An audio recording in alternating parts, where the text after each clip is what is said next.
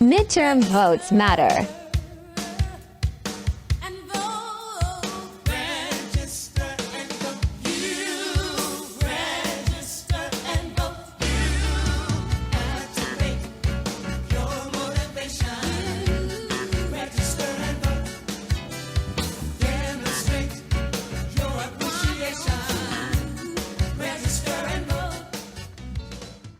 Hello, and welcome to the 2022 Good Trouble Voting Rights Podcast, sponsored by Black Women for Positive Change, featuring host Dr. Georgia Dunston and co-host Dr. Stephanie Meyers. Ladies, take it away. Hello, everyone, and welcome today to the fourth session in our 10-part Black Women for Positive Change 2022 Good Trouble podcast, where we come together every second and fourth Wednesday of the month to talk about hot topics on why midterm votes matter, where HOT, H-O-T, stands for healing our thinking on voting and voting rights as our supreme responsibility and our inheritance as citizens of the United States of America. Today, our panelists will talk about why midterm votes matter to us individually and collectively as citizens, where the Constitution is the supreme law of the land and where the rule of law applies not only to our constitutional democracy form of government, but also to the quality of our lives as American citizens. I am Dr. Georgia M. Dunston, chair of the Black Women for Positive Change Science Committee, co-chair of our Voters' Rights Subcommittee, and host of this Black Women for Positive Change 2022 Good Trouble Voting and Voters' Rights podcast. I am joined by our co-host for this podcast, Dr. Stephanie Meyers, co-founder and national co-chair of Black Women for Positive Change. With her today are our two esteemed guest panelists, Attorney Evelyn Milligan, Executive Director of Alabama Forward, a statewide civic engagement network, and Charlene Ligon, a retired Air Force Master Sergeant, entrepreneur, publisher, author, and the Black Women for Positive Change webmaster. Let me turn the microphone over now to our co-host, Dr. Stephanie Meyers, to introduce herself, our guest, and our hot topic for today's podcast. Thank you, Dr. Dunston, and thank you to all of our special guests here this afternoon and the people who are listening remotely. This is such an urgent time involving voting rights.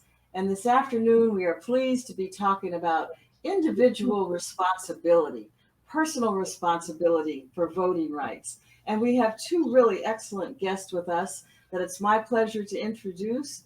Charlene Butts Ligon is a retired U.S. Air Force Master Sergeant. She's very special to Black Women for Positive Change because she's our webmaster and handles all of our communications.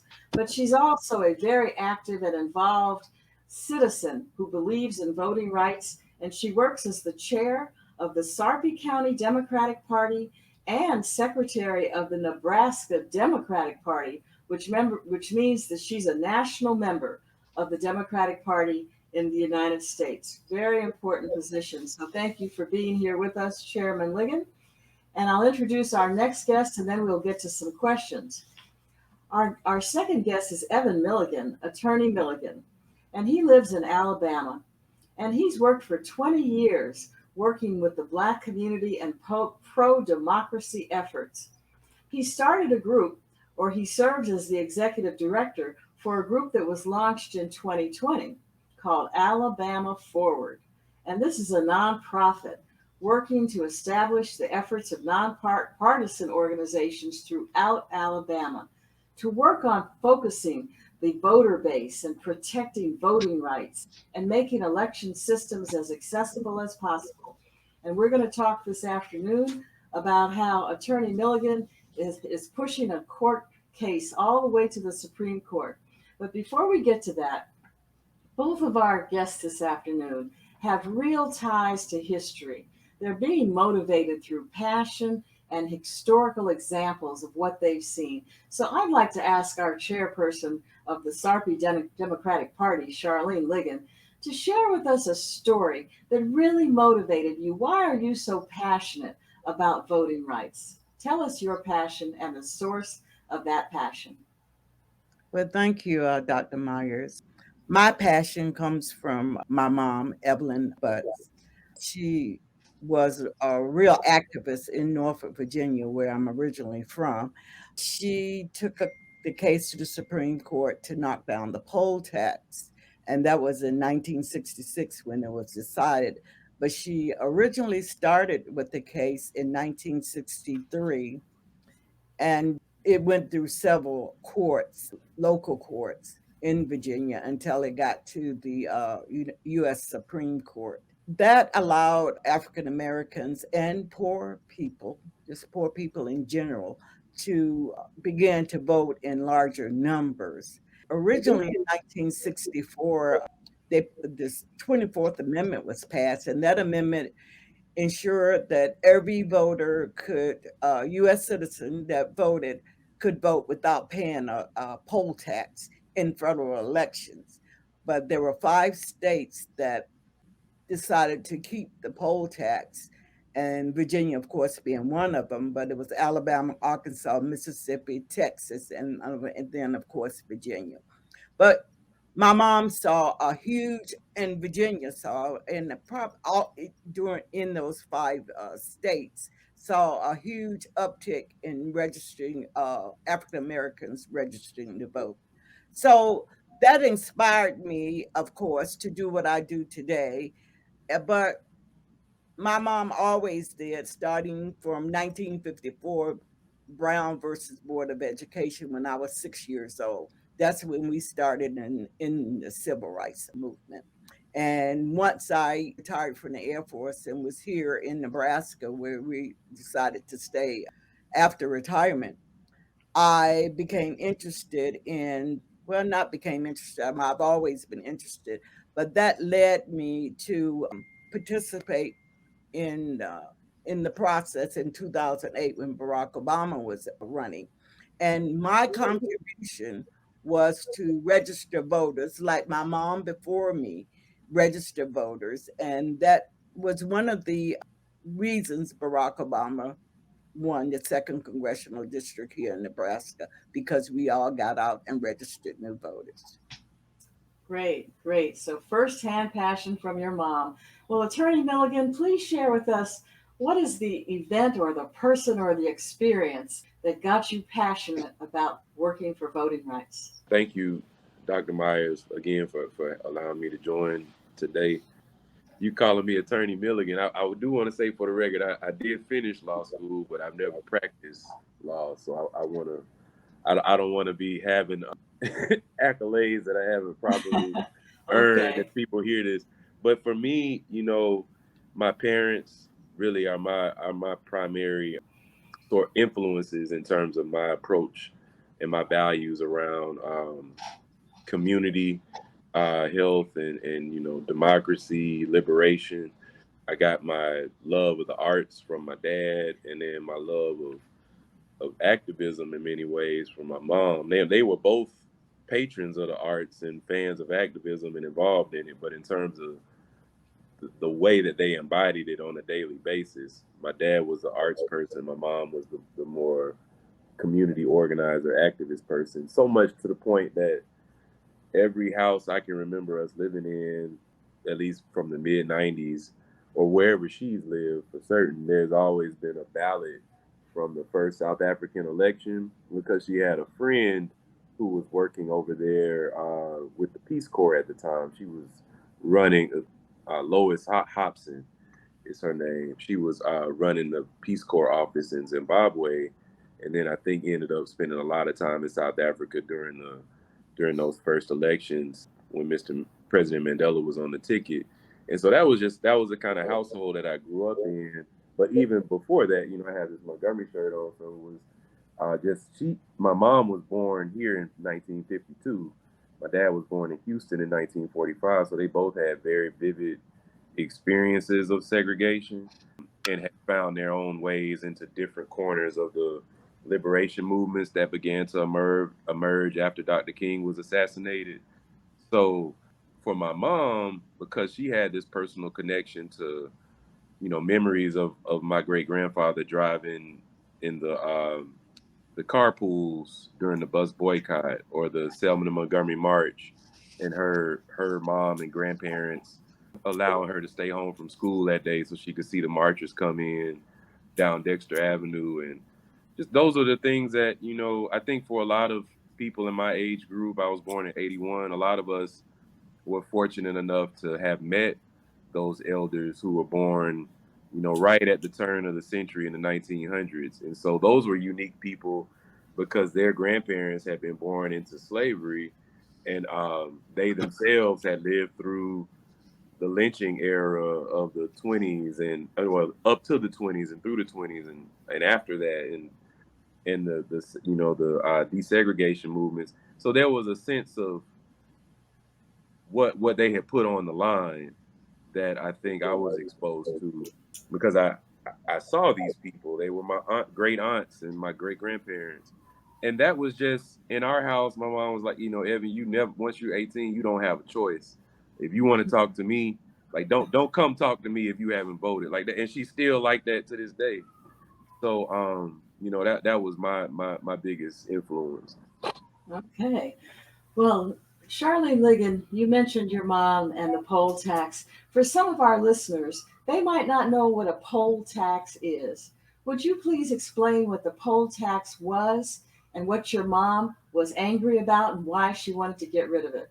The poll tax was a fee you had to pay. Similar to, I think they attached it to personal property tax billing during that time in the state of Virginia anyway. But at that particular time, now this has been a long, long time ago, it was $1.50.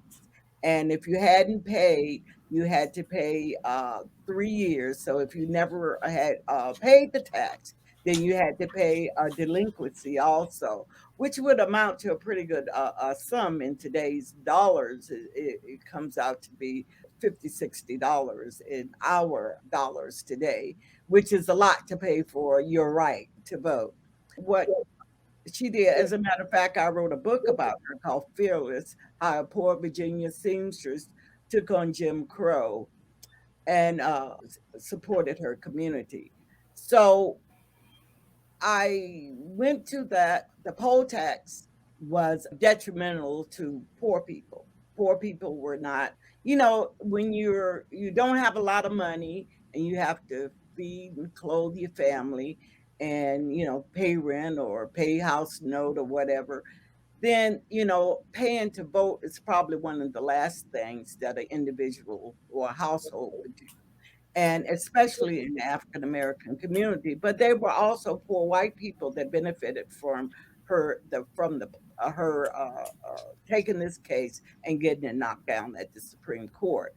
So actually, if you go back at the research that I did, voter registration really picked up. My mom personally was responsible for registering tens of thousands of voters in the state of Virginia.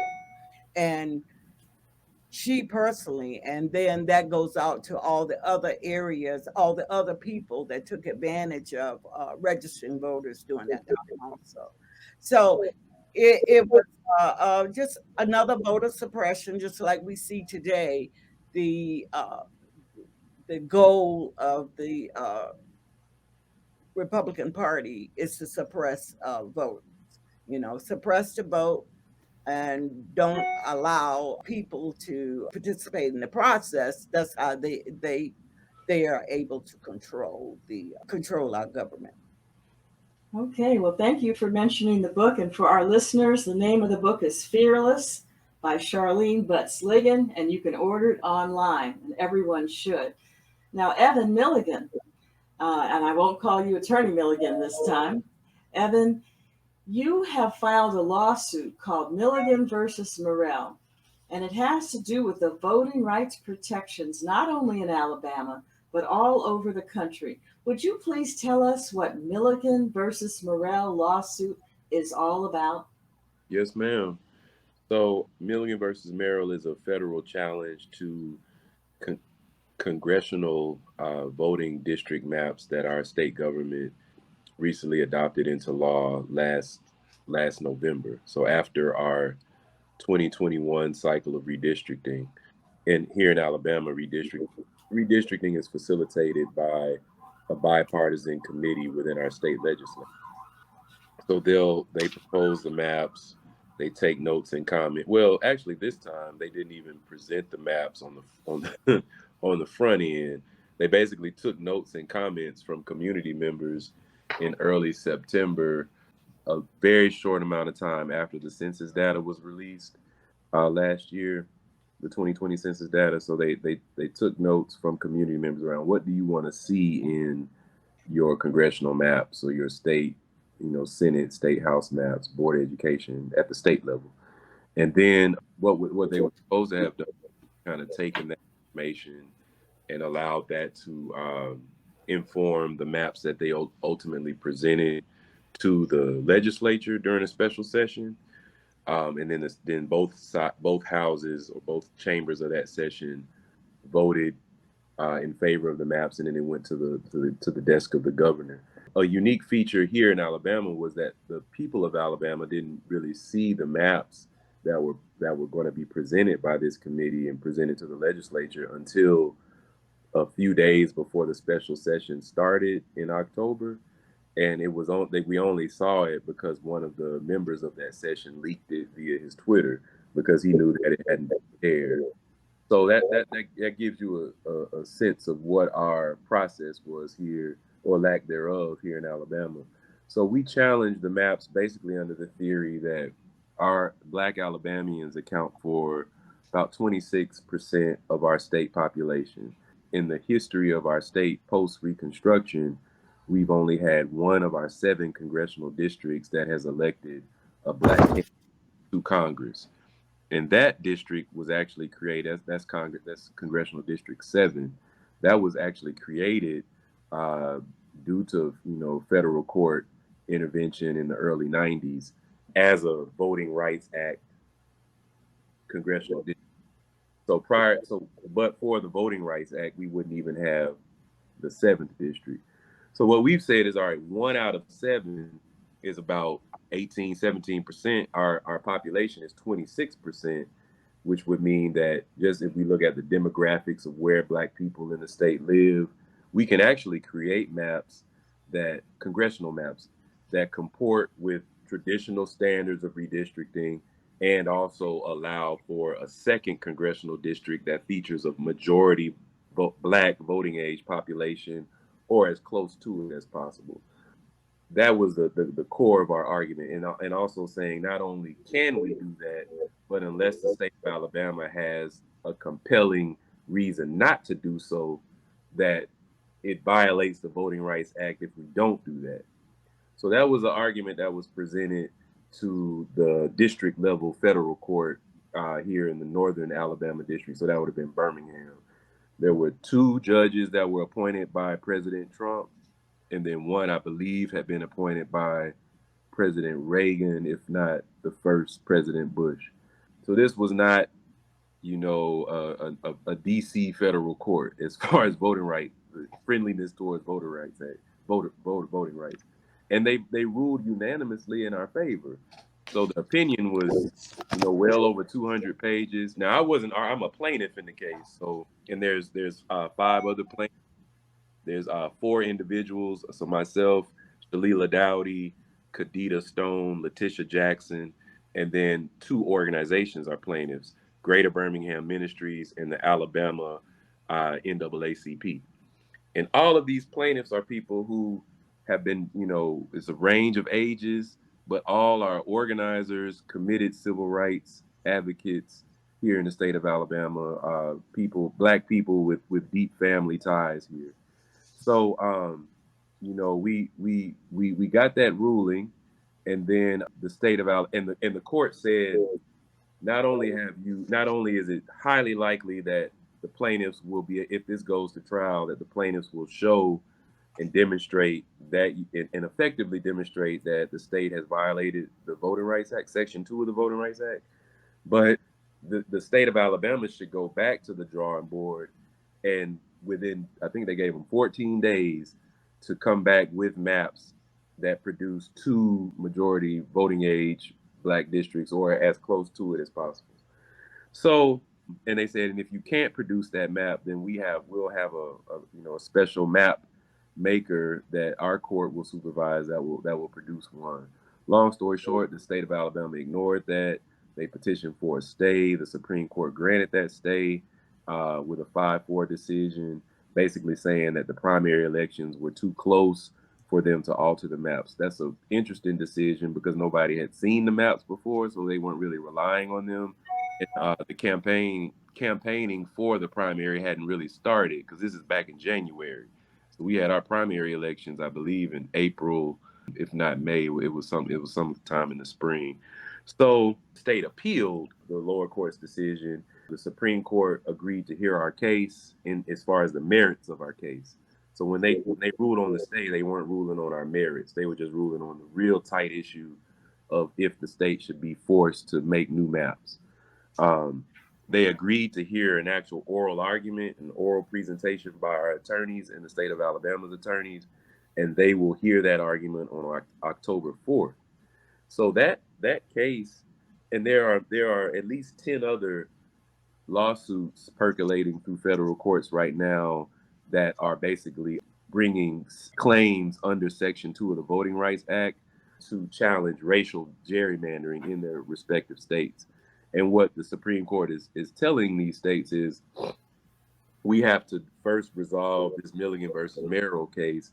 Morrell is the last name of our current Secretary of State, Secretary John Morrell. So we need to resolve this, and then pending the outcome of that will shape how we respond to these other cases. So it's a really critical case in terms of what it will do to what it will mean for the Voting Rights Act, and the ability of federal courts and the federal government to have oversight when states utilize racial gerrymandering and other forms of racial bias and voter discrimination.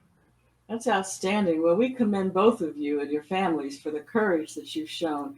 And Dr. Dunston has put together a very special voting pledge where we're trying to get people to promise to vote.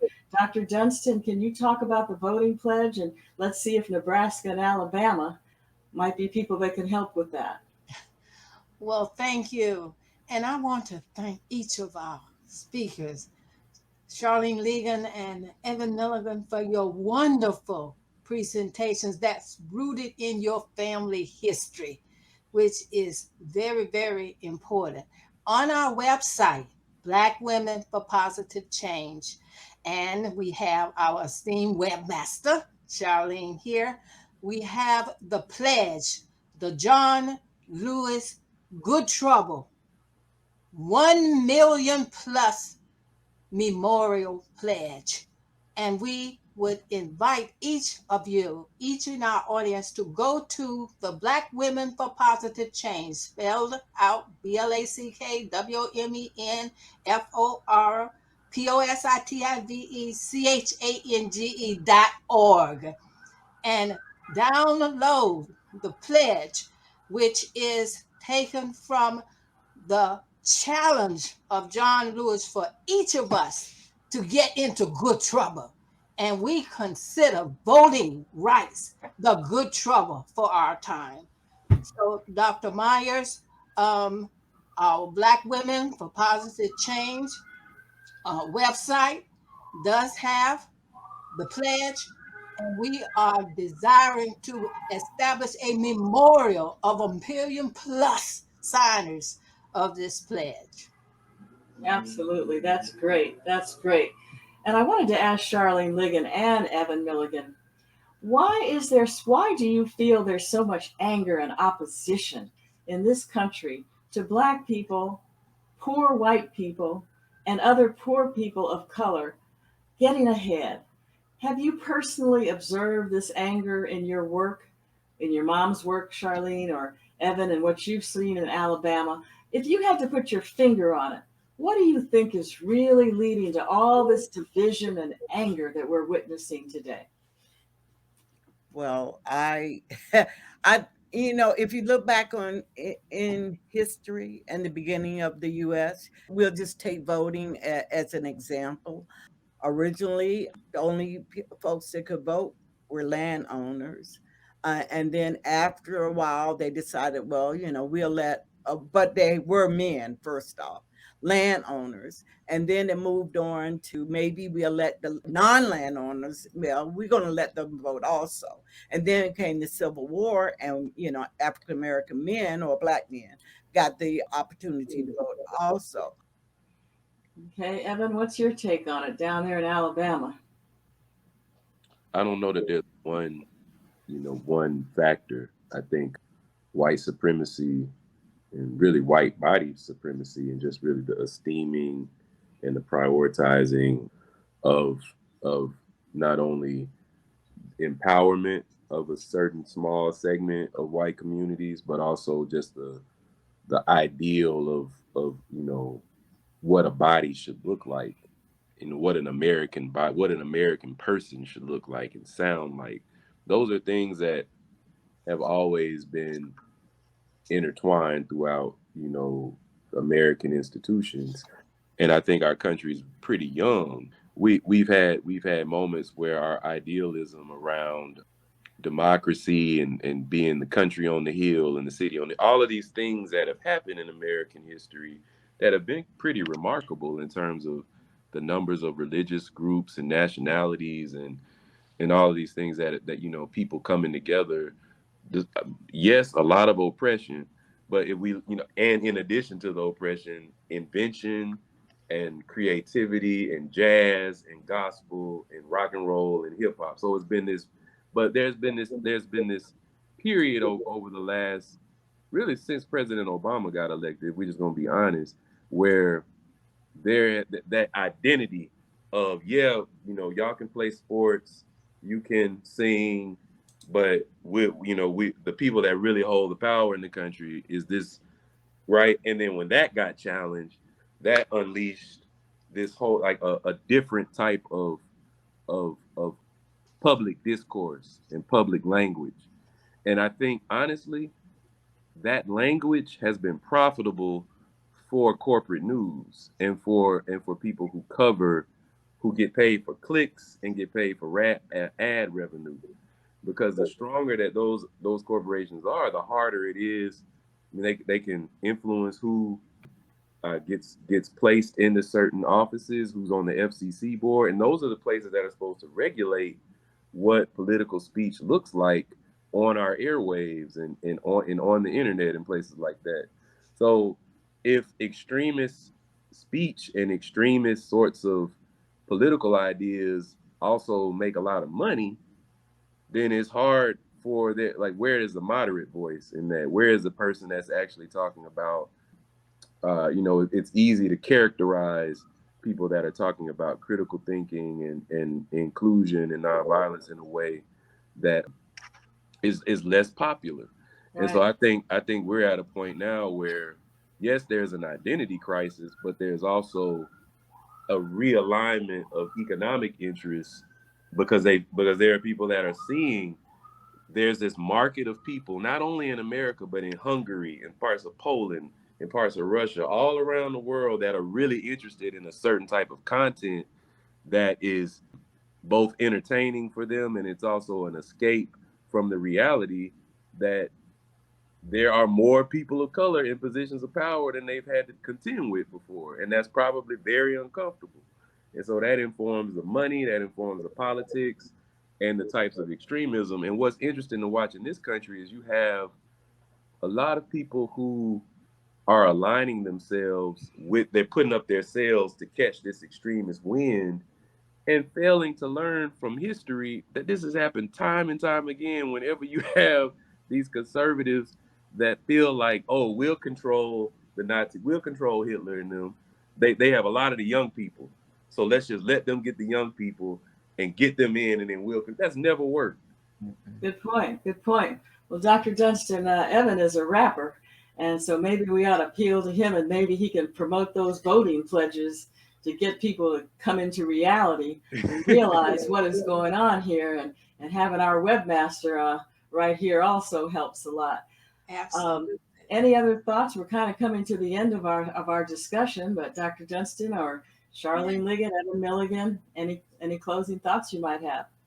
Well, I have one more thought, rather a little bit of explanation. I am actually the chair of the Sarpy County Democrats, and I'm also national committee woman for the Nebraska Democratic Party, and which makes me a member of the Democratic National Committee. Now, I did hold that seat as secretary of the party from 2009 to 2016. So I held that position for a long time. So I just want to make that clear, to clarify that. Okay, well, you're showing how a citizen can be so active. That's great. Sure, Dr. Dunston. Yes, just in closing, again, to thank our guests for their tremendous input, but also to speak to how their input ties into our theme. Voter rights. We know that the vote is the most powerful, non-violent change agent we have in a democratic society, and we must use it because it is not guaranteed. We can lose it. And I want to acknowledge each of our guests today for the role that they are playing in ensuring that we use it and we do not lose it. And also the fact that they brought their family in, because we are looking at, in our 11th annual conference, we are looking at nonviolence, families, voter rights, and opportunities. And our speakers today have tied those two together. And now individual as well as corporate or group rights. And as we close, we as a people, particularly African Americans, our history in this country, from human rights through civil rights, through voter rights, and I like to say, as a human genome scientist, to birthrights. We are now dealing with our birthright, which is our inheritance that has come through our history in this country.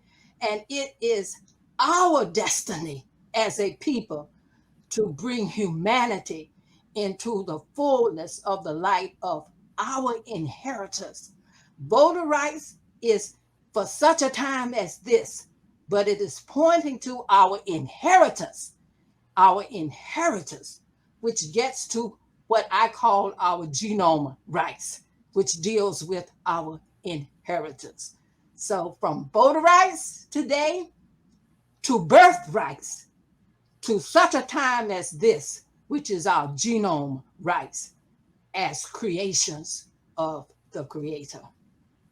Thank you, Dr. Meyers. Okay, well, thank you. And thank you to our producer, Damon Nailer, and to Charlene Ligon, National Committee woman from the state of Nebraska, and Evan Milligan, who's had the guts to go sue the state of Alabama before the Supreme Court.